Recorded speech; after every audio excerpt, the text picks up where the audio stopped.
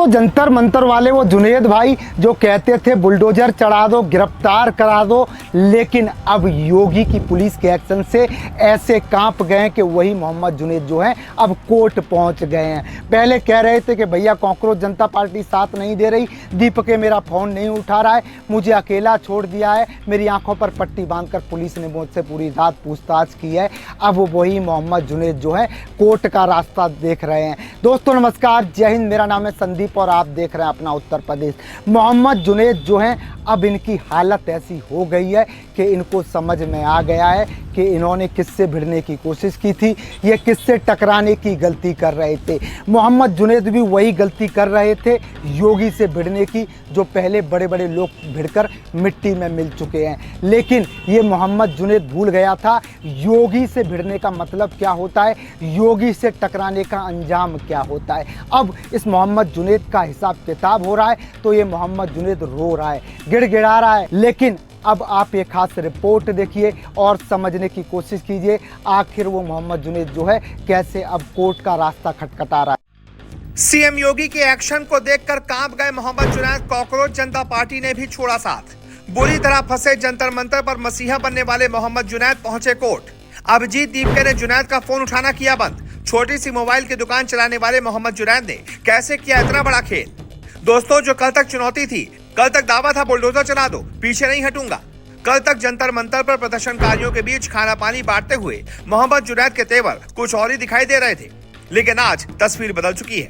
जिस मोहम्मद जुनैद की बातें जंतर मंतर से सोशल मीडिया तक गूंज रही थी, वही जुनैद अब अदालत की चौखट पर पहुंच गए हैं। आखिर ऐसा क्या हुआ कि गिरफ्तारी को चुनौती देने वाले जुनैद को अब कोर्ट का रुख करना पड़ा? क्या उन्हें अपने खिलाफ किसी बड़े पुलिस एक्शन की आशंका सता रही है? क्या कथित पूछताछ के बाद मामला और गंभीर हो गया है? और जिस अभिजीत दीपके के आंदोलन में जुनैद मजबूती से खड़े दिखाई देते थे, आज उसी दीपके से संपर्क को लेकर सवाल क्यों उठ रहे हैं? कल तक चुनौती, आज अदालत। आखिर इन कुछ दिनों में ऐसा क्या बदल गया? पूरी कहानी आपको समझाते हैं। जंतर मंतर पर प्रदर्शन के दौरान मोहम्मद जुनैद नाम का शख्स बहुत तेजी से चर्चा में आया था। एक छोटी मोबाइल की दुकान चलाने वाले जुनैद प्रदर्शनकारियों के लिए खाना पानी उपलब्ध कराने की वजह से सुर्खियों में आए थे। जुनैद के बयान भी खूब वायरल हुए थे और वो पीछे न हटने की बात करते दिखाई दिए थे। लेकिन अब जुनैद कानूनी रास्ते पर पहुंच गए हैं। इसके पीछे उनके अपने गंभीर आरोप हैं। जुनैद का दावा है कि शुक्रवार रात वो आरएमएल अस्पताल से लौट रहा था। इसी दौरान कुछ लोगों ने रोका, जिन्होंने खुद को दिल्ली पुलिस से बताया। जुनैद के मुताबिक उन्हें अपने साथ ले जाया गया और रात भर उनकी आंखों पर पट्टी बांधकर उनसे पूछताछ हुई। जुनैद का आरोप है कि उनसे बार बार पूछा गया कि जंतर मंतर पर इतने लोगों के लिए खाना कहां से आया, इसके लिए पैसा किसने दिया। और यहीं से जुनैद की मुश्किलों की कहानी अदालत तक पहुंचती दिखाई देती है।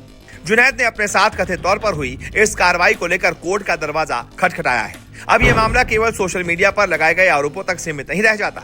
अदालत के सामने पक्ष आएंगे, रिकॉर्ड और कानूनी प्रक्रिया की बात होगी और तभी तस्वीर साफ होगी कि वास्तव में उस रात क्या हुआ था। लेकिन सवाल ये भी है कि जुनैद को आखिर किस बात की आशंका है? जिस व्यक्ति ने सार्वजनिक तौर पर गिरफ्तारी से न डरने की बात कही, वो कानूनी संरक्षण क्यों तलाश रहा है? इसका अर्थ ये नहीं है कि जुनैद दोषी है। अदालत जाना हर नागरिक का अधिकार है, लेकिन उनके पुराने तेवर और आज की परिस्थितियों का अंतर इस कहानी को राजनीतिक रूप से बड़ा जरूर बनाता है। और इसी बीच अभिजीत दीपके वाला मोड़ भी आता है।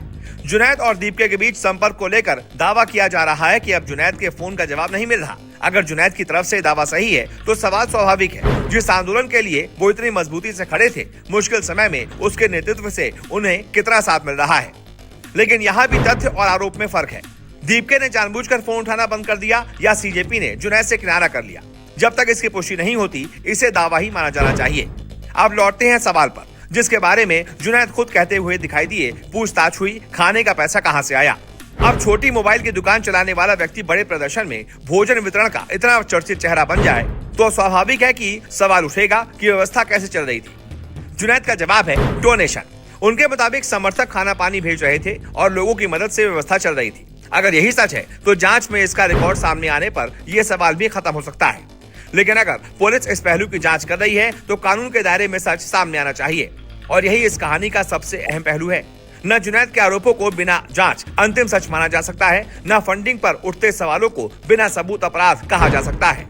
लेकिन जो व्यक्ति कुछ दिन पहले तक कैमरे के सामने कह रहा था कि वो किसी कार्रवाई से नहीं डरेगा, उसका अब कोर्ट पहुंचना बताता है कि मामला उसके लिए भी गंभीर हो चुका है। अब अदालत और जांच की प्रक्रिया बताएगी कि जुनैद के आरोपों में कितना दम है और पुलिस का पक्ष क्या है। सवाल सिर्फ ये नहीं है कि जुनैद कोर्ट क्यों गए, सवाल ये भी है कि क्या उन्हें आगे किसी कार्रवाई की आशंका है, क्या आंदोलन के पुराने साथी उनके साथ नहीं खड़े हैं, और जिस कथित पूछताछ का वो दावा कर रहे हैं उसके पीछे वास्तविक कहानी क्या है। कल जंतर मंतर था, आज मामला अदालत तक पहुंच चुका है और अब इस कहानी का अगला अध्याय न किसी वायरल रील से लिखा जाएगा, न किसी मंच के भाषण से। अब दस्तावेज, सबूत और अदालत की कार्यवाही बताएगी कि सच क्या है। आपको क्या लगता है, मोहम्मद जुनैद के कोर्ट पहुंचने के बाद ये मामला कौन सा नया मोड़ लेगा? अपनी राय कमेंट में जरूर लिखें। वीडियो को लाइक और शेयर करें और ऐसी ही बड़ी राजनीतिक खबरों के विश्लेषण के लिए अपना उत्तर प्रदेश को सब्सक्राइब करना ना भूलें। जय हिंद, जय भारत।